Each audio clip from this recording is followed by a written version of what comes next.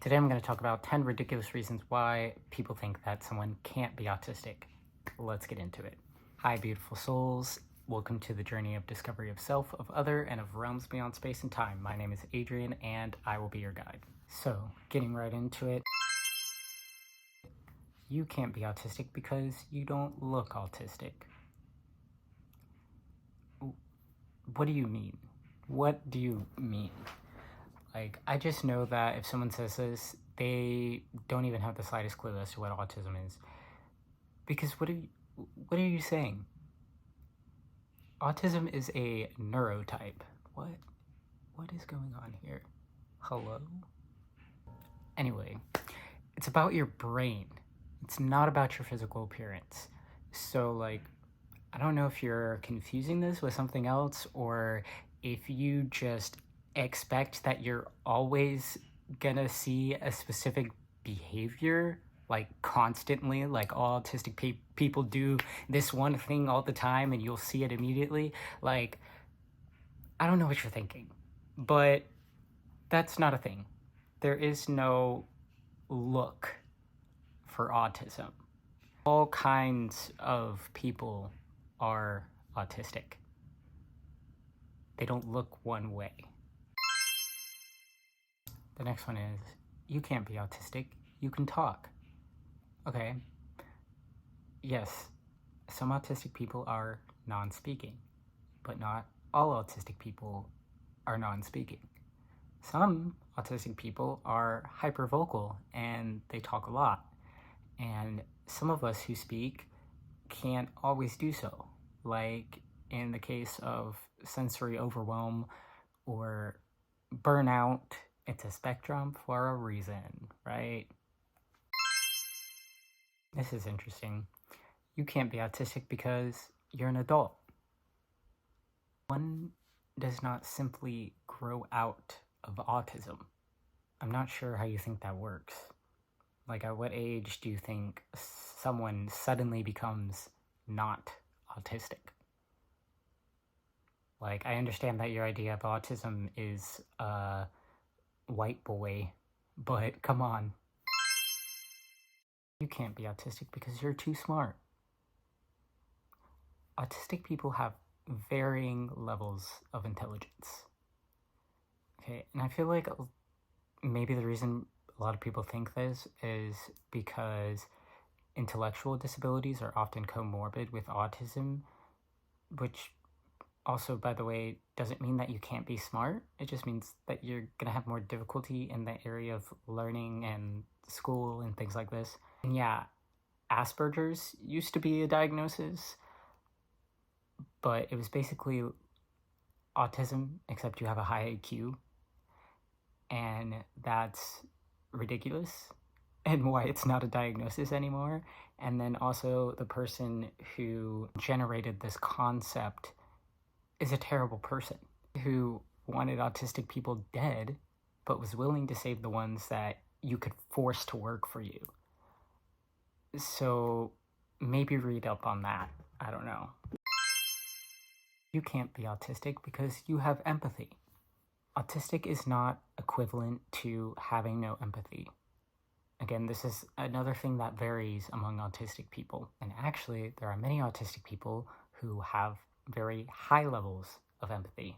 And in my opinion, it's very much a sense and can be like other sensory issues where you are either hypersensitive or hyposensitive to a thing. So in this way, I feel like a lot of autistic people are hyper empathetic and just care so much about other people, other living things, plants, animals, etc., and even non-living things, which really everything is alive, but I mean, that's far too esoteric for some of you. You can't be autistic, you're social. Okay, while autistic people may often struggle in the area of social interaction, and many may often avoid socializing, this does not negate the fact that we are also human beings, and it is human nature to desire connection with other people. Like, I might be the stereotypical introvert, but I'm aware of many other autistic people who are much more social than I am. But even in the case of people who might not be social very often, there is still a desire for connection, and autistic people do interact with other people. And we may not communicate the way neurotypical people do, and our forms of socializing might not look like your idea of socializing, but doesn't mean that's not socializing. And I feel like this tends to pair with the idea that autistic people don't have empathy, but like I already stated, autism doesn't mean that you just don't care about other people. Autistic people have thoughts, feelings, and emotions too. So please stop acting like we don't.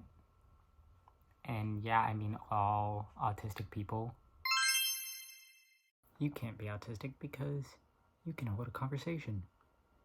Well, personally, I can't.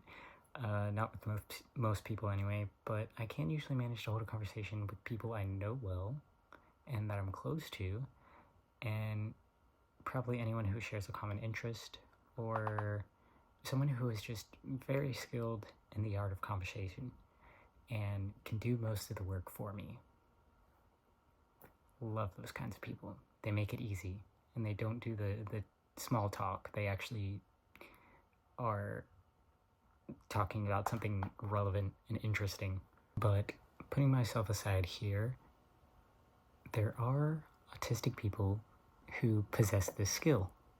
Many of us who are high masking probably even dedicated a lot of time and effort to acquiring this ability, because again, autistic people still desire to be loved and accepted just like everyone else, and we still desire human connection.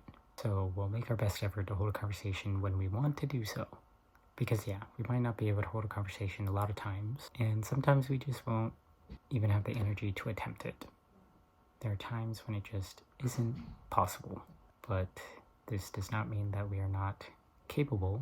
Just because some of us might not be able to do this doesn't mean that's the case for all. You can't be autistic because you're bad at math. Not every autistic person is highly skilled in mathematics.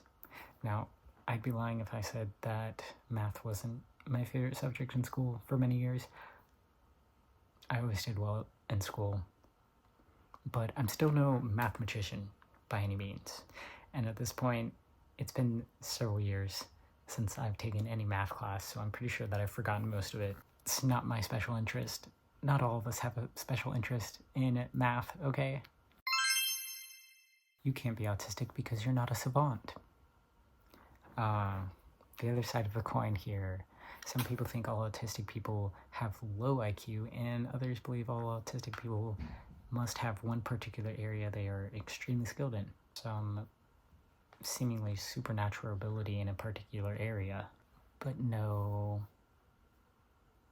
this is not in the diagnostic criteria. Yes, you might find an autistic person who can very quickly tell you what day of the week it was, October 23rd, 1897, or an autistic person who is a prodigy of sorts, but savant syndrome is rare and not a defining characteristic of autism. Last but not least, you can't be autistic because you have ADHD. While this might have been believed to be true for a period of time, this is not actually the case. We have learned and evolved and discovered that actually there's even a pretty high rate of these two conditions occurring together. So no. If you have ADHD, you can also have autism. And if you have autism, you can also have ADHD. You might have one or the other, but you can also have both.